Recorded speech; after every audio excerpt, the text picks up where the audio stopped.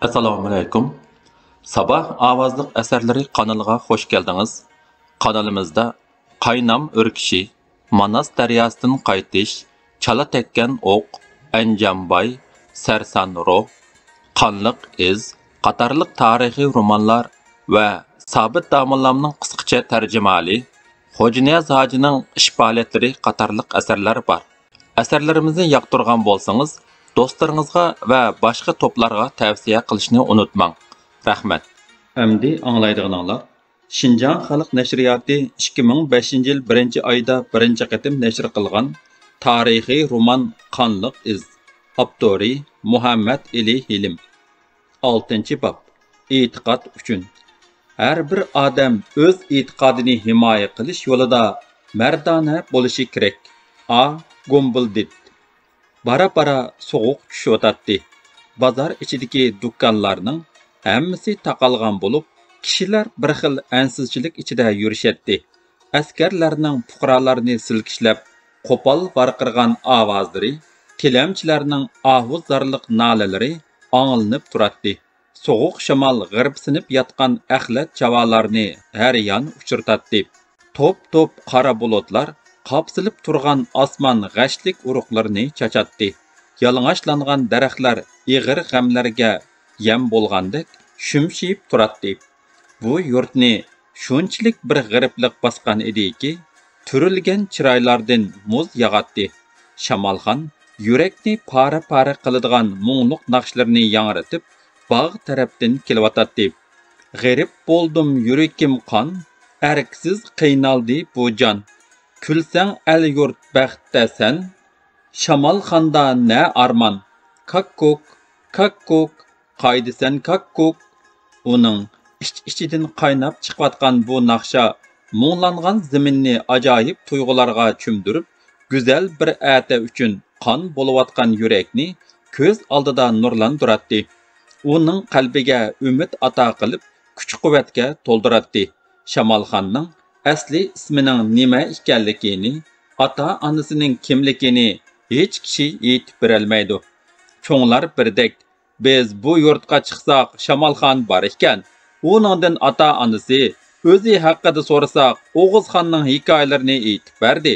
Keyincha kishilar uning birdam ko'rinib, yana yo'qolib ketishlariga, ba'zida u yerda paydo bo'lsa, ba'zida bu yerda paydo bo'lishlari qarab uni Shamolxon deb atishib oldi. U avliyodek ulug' odam deyishidi. Kim tarafidan qo'yilganligi noma'lum, ham bu yerdagilarning hammasining kallasiga o'rnab ketgan Shamolxon degan ism uningga azon to'g'lab qo'ygan ismdek singib ketgan edi. Shamolxonning o'zimi buningga ko'nik. Ba'zilarning rivoyat qilishicha, Shamolxon ota-onasidan bovoq chig'idla ayrilib qolg'achqa bir ko'k bo'ra uni emitib cho'ng qilganmish. Shunga u tog'larga chiqsimi, ibtidoiy o'rmonliqlarda yursimi, har qanday yirtqich hayvonlar uningga erkilab yurarmish.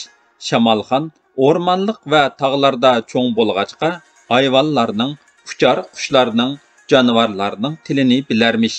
Hech kim ko'rmasda ucharmish. Shamolxon bu yurtdan yo'qolsa, hayvonlar, qush, jonivorlar bu yurtdan to'zib ketarmish. Bu yurt qaqas cho'llikka aylanib, bu yurtga ofat yog'armish. Shamolxonni Sulaymon alayhisalomga bog'lab tushundirguchilarmi bo'ldi. Lekin hech kim Shamolxon haqida aniq ma'lumotga ega bo'la olmadi. Uning necha yoshlarda ekanligini faraz qilishdi.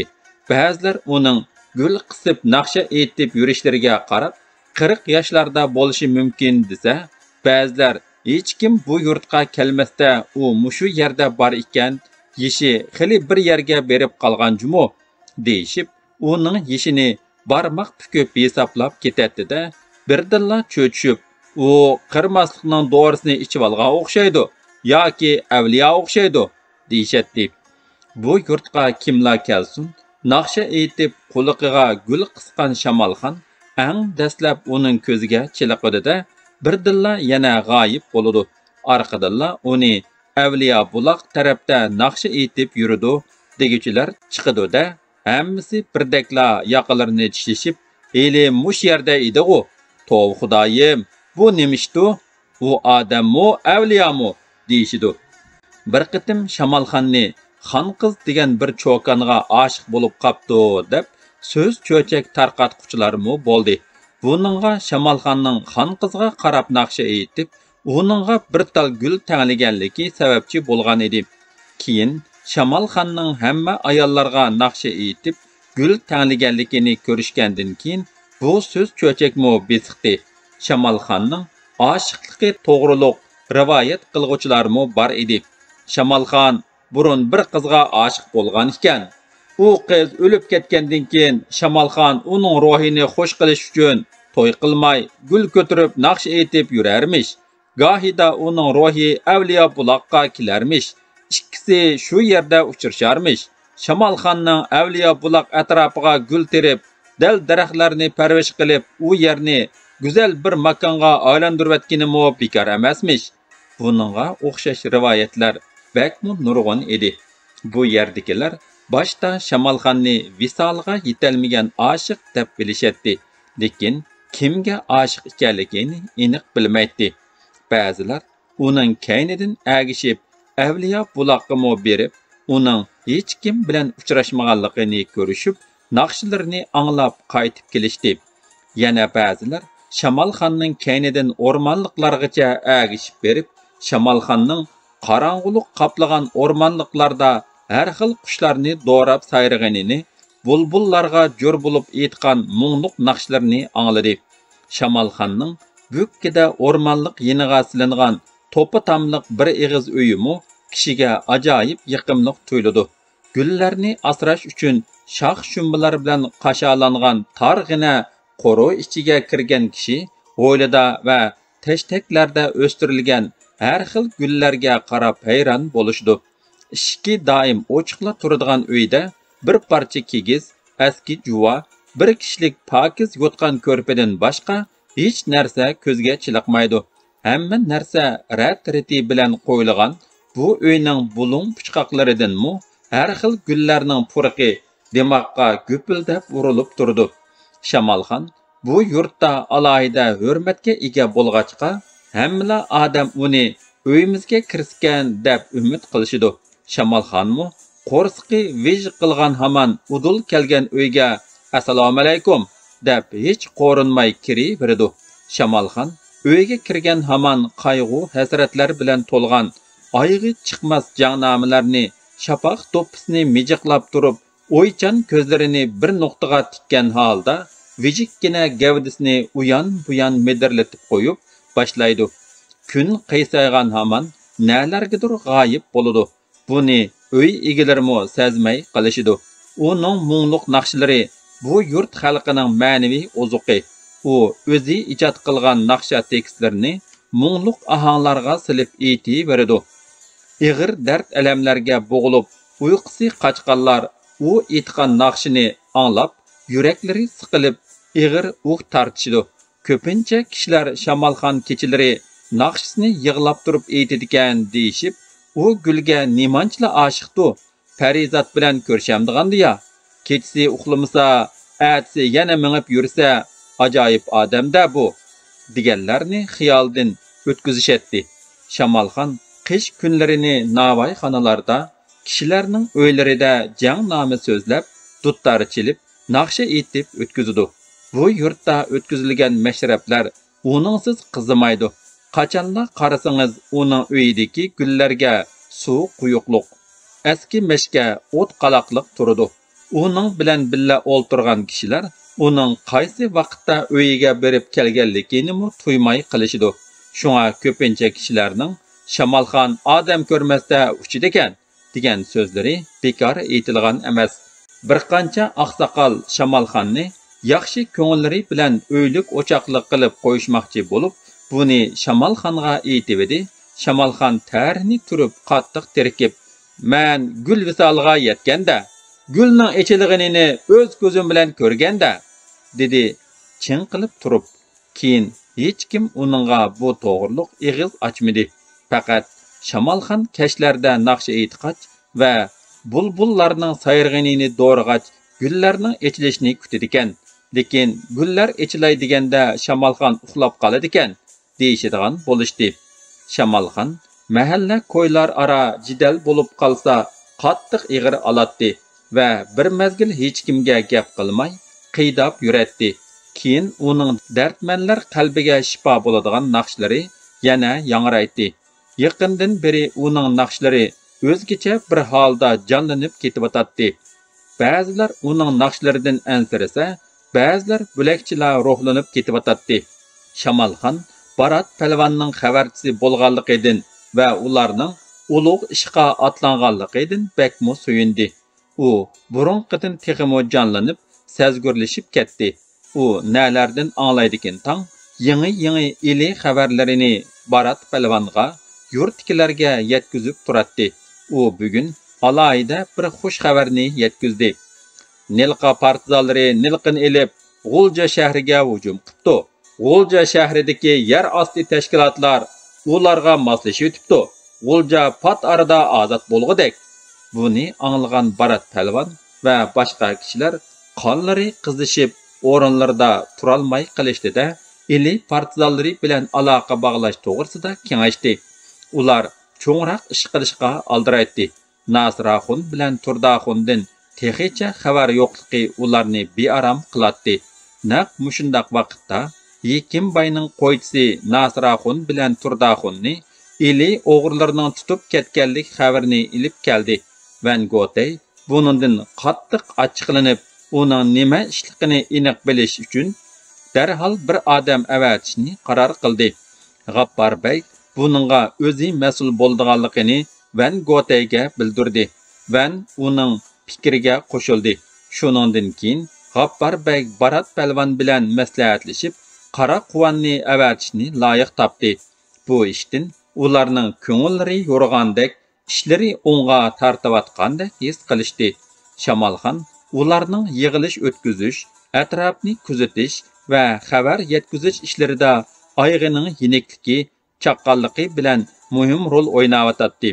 Barat palvon uningdagi e'tiqodni, jasurona ruhni ko'rib, texmo ruhlanib ketdi.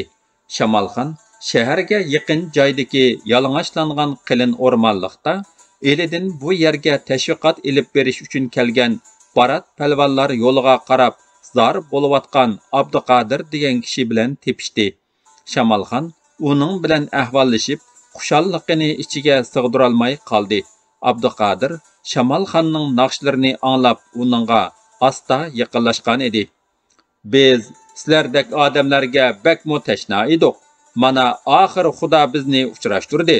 Bo'lmasa bizning ichimizdan birari ilg'anmoqchi edi. Endi siz Barat palvon bilan tez ko'rishing. U shu topda sizdek odamlarning yo'l ko'rsatishiga bakmo muhtoj. Hozirli ko'rishayli. To'xtang. Shamolxon o'ylanib qoldi. Hozir xatarlik.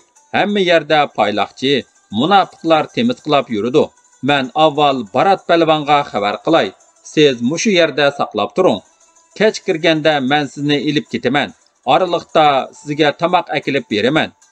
Sizlarni avar qilib qo'ydigan bo'ldim. Abduqodir saqalliq, qaramtul, ko'zi yo'g'on kishi edi. Shu mu gap bo'ldimi? Ozodlik uchun o'zini atganlardanmi ulug' odam ham ularning xizmatini qilishdanmi buyuk ish bo'lamdi? Ruhi pok odam uchun qurbon berishning o'zi Xudoga yaqinlashganlik. Xayr, men ketdim. U shundoq debla birdamning ichida g'oyib bo'ldi. Abduqodir buningdan hayron qoldi. Tova, bu odamni Xizrga uchrashdimmi nima? Gap so'zlari shundoq o'tkir. U shundoq xiyollarni qilganicha bulutliq osmonga qaradi. Shu kuni kecha Barat palvonlar uchun to'limu qimmatli bir kecha bo'ldi. Hiliqi kishining so'zlari Barat palvonlarni qayta uyg'otib, qalbini yo'ritdi, jasoratini oshirdi. Abduqodir uyg'onish haqida nurg'un paranglarni qildi. Barat palvonlarga inqilobni, tashviqotni qandoq elib berish, xalqni qandoq yetaklash haqida Nilqa partizanlarining ish faoliyatlarini misol keltirib so'zladi. Barat palvon uning so'zlarini anglab, o'zlarining texi hech ish qilmaganligini, qilayotgan ishlarining bakmu xam, oddiy ishlar ekanligini tunib yetib, to'limu xijillik his qildi. Abduqodirdan tinmay savol so'rab turdi. Bir kecha ana shundoq shirin suhbatlar bilan oxirlashdi. Tong amdala suzlishi bilan tang Abduqodir yana keladiganligini aytib, Barat Palvonga nurg'un ishlarni topshirib ketib qoldi. Yurt xalqining jonlanishi quloq yiqib yurganlarni gangirtib qo'ydi. Ular kimni tutib, nima qilishni bilolmay yurishatdi. Nim bo'lgando bu haqqa? Ha, tursun, dedi Zakir quloq tar ko'cha ig'izida. Balkim o'g'irlarning ishidan umid kutib jonlanib ketib borgando. Zakir, kimni nuqtoq kuzatsak bo'lar? Bu qitim birarni tutmasak bo'lmaydi. Bu joyjangning payli bek yomon. Anildingmi? O'shor tutib bergan heliqi kishini ular o'ltirib ko'mib o'tibdi. Nima qilsa qilmamdi? Jinimizni baqsaq bo'ldi. Bu haqning qo'lidan nima keladi? Ma bu hukumatning o'li ching, dedi Zakir quloq. Ma bu Shamolxon degan nima? Qalayimqan so'zlayotdi. Kunda ig'izda shu 6 o'g'rining gipi. Avi yerni ozod qilibdi. Mavi yer ozod bo'ladigan da'vatqon. Uning naqshlari mo xatarlik, dedi Tursun Tingting Zakir quloqqa yaqinlab kelib. U bir sarang oshiq tursa, yo'q, sen uning naqshlariga zan qo'ymabsan. Tegidi gap bor. Kishilar uni bak ulug'laydi. Nima bo'lsa bo'lmamdi. Yur, saqchixonaga borayli. Baratlarni kuzatib turvatamsan? Ularni kuzatib nim kapdi? Vanselangning o'zi ishqi qo'ygan tursa, nima qilamiz biz aralashib? Texi ularga qurolmi beribdi? Yur, mangayli. Bu o'g'irlar ajabmi odamni parakanda qildi? Singan nenini yesa nima bo'ldigandi? Bizmi-chu toza davxur haq. Inqilob qilishni kim qo'ydi bizga? Qaysi bir inqilobda bular g'alaba qila olgan? Shuni degina, Uyg'ur bo'lib qolganga to'ydigu odam. Hamma kishi ulardan nijosatdan yergangandek yerginatdi. Ulardan o'zlarini chetga oladi. Zakir quloq bilan Tursun Tingtingdan Shamolxonning maxfiyatini anglagan Wu Juyjang uni nadan bo'lmsin tutib oldimga kelish deb ustalni qattiq mushladi. Uning odamlari Shamolxonni iz besib qo'g'ilgan bo'lsa-mu, uning o'zi turmoq qarsini ko'rolmadi. Ular yalang'ochlangan qilin o'rmonlik ichida naqsha ovozni anglasılar, ovoz chiqqan tarafga itilatdi. Naqsha ovozi uzilmay anglanib turadi, lekin Shamolxon ko'rinmaydi. Buningga chidashlik berolmagan bir nechisi Shamolxonning uyiga berib, uning gullarini dastlab vayron qilib o'tishdi. Tursun Tingting yana maxfiy xabar elib keldi. Saqchi boshlig'i Wu o'zi odamlarini boshlab g'iribsinib yotgan bog'ni qo'rshib oldi. Bu ish uningga qattiq alam qilyotdi. Bir so'ltakni tutolmaganimni ko'r. U zarda bo'lib o'z-o'ziga pichirladi. Bog' ichidan Shamolxonning naqshisi yangrayotdi. Echilmidi mening baxtim, kaj ekangu taqdirim. Tangni kutib ko'zim taldi, nada yurisan amriqim. Kakkuk, kakkuk. Xap, bu qitim naga borsankin, tutib olsam, tilingni kesatmaydigan bo'lsam. Bu jo'jang shundoq deb ig'ir pushuldidi-da, odamlariga qarab, "Uningga yiqilishinglar" deb vaqirdi. Ular naqsha ovozi chiqqan tarafga yiqilishib bordi. To'satdan naqsha to'xtab biri qochgandek qildi. "Ana, qochdi, putig' ot!" O'q ovozi bilan tang bir gavda yiqildi. Ular yugurishib uning yiniga bordi. Bu jo'jangning ko'zlari chekchiyib chiroyda qon didori qolmadi. Ularning atqini o'z odami edi. O'q uning putig'i emas, jon yeriga tekkan edi. O'lguchi Shamolxonni tutib, zo'r in'omlarga erishishni o'ylagan Shamolxonning bir yurtishi bo'lib, bu kunlarda bundaqlar avut qilyotdi. Ular shuk harisidek jon jahli bilan xazon bo'lgan bog'ni ala qo'ymay tintigan bo'lsa-mu, Shamolxonning shapisini anglay olmadi. "Jinmo nima? Uni tutib olsam, nima qilib o'tarman?" dedi Vujujang yig'lag'udek bo'lib. Bundaq izdash, tintishlar doim digidek ilib berildi. Yoshurun paylab yurganlar Shamolxonning naqsha etib ketib borganligini ko'rgandek bo'ladi-yu, keynidan qo'g'lab borganida timtas etizliqlarga chiqib qilishadi. Ular umidlari uzilgan holda salpiyib qaytishayotganida orqa taraflaridan Shamolxonning yangroq ovozi yana anglanadi. Ular Tova, u odammi yoki jinmi? Ba'zilarning uni avliyo degani rost o'xshaydi, deyishatdi. Qaramoqqa Shamolxon ularni ahmaq qilayotgandek ko'rinadi. Bu ishlardan alam his qilgan vujujaning judini o'rlab, qo'l ostidagilarni bir necha qachat silavatdi-da, "Hammang harom tamoq nimalar? Ashu bir sarani tutolmadinglarmi? Yarmas eshaklar!" deb sholini chichib varaqraydi. Xalq bu ish to'g'riliq g'ulg'ula qilishyotadi. Shamolxon bilanla ilishtig'u bu haq. U birla karomat ko'rsatsa, hammasi vayron bo'ladi. Uni tutqanning qo'li tutmas bo'lib qoladi. Shamolxonni chiqishtirganning og'zi maymoq bo'lib qoladi. Shamolxonning jinlari uni tutqili kelganlarning ko'zini ko'rmas qilib qo'yarmish. Shamolxonga o'q atsa tegmay, qaytib o'ziga tegarmish.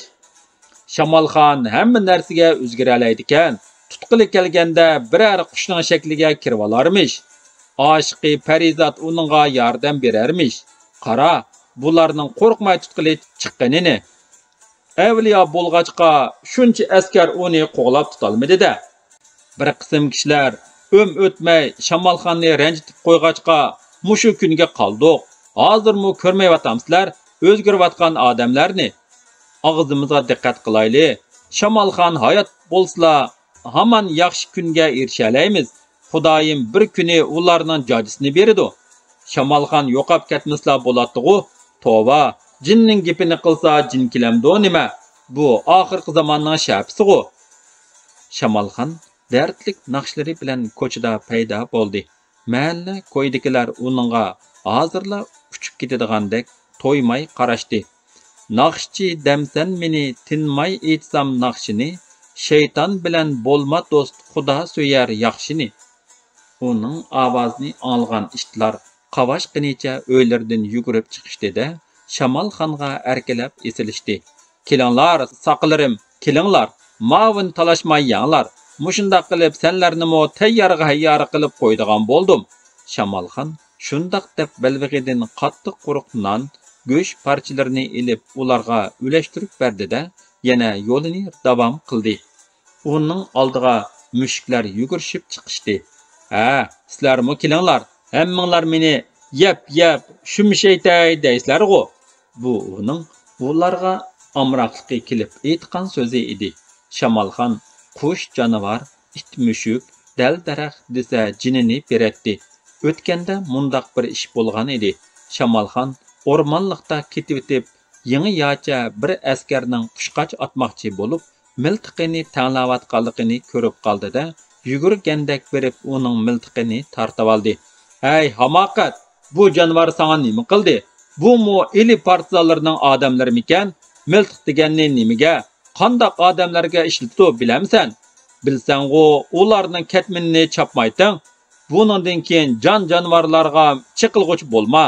Bilib qo'y, bu yerdagi jonivorlar, putkul gul giyohlar, dal daraxtlar, iqin suvlar bizning jinimiz. Biz ular bilan tang nafas ilib yashaymiz. Ularsiz bizning ruhimiz o'lik." Yangi yacha askar Shamolxonning g'azab uchqunlari yinib turgan ko'zlariga tikilib qaray olmay, beshini tuvan silib oldi. U beshini ko'targanida o'ziga so'zlagan kishi bu yerda ko'rinmadi. "Odammi yoki u shap chiqarmayla u kishilar gip qilib yurgan hiliqi avliyomi ya? Miltiq yana qandoqlarcha qo'limga tushib qoldi. U tortib olgan-ku." U atrofga qarab cho'chigandek bo'ldi-da, oldirab tinib yugurdi. U qo'rqqanidan qora targa cho'mdi. U yugurib ketib, bir daraxt ko'tkiga putlashdi-da, mullaq otdi. Davomi bor.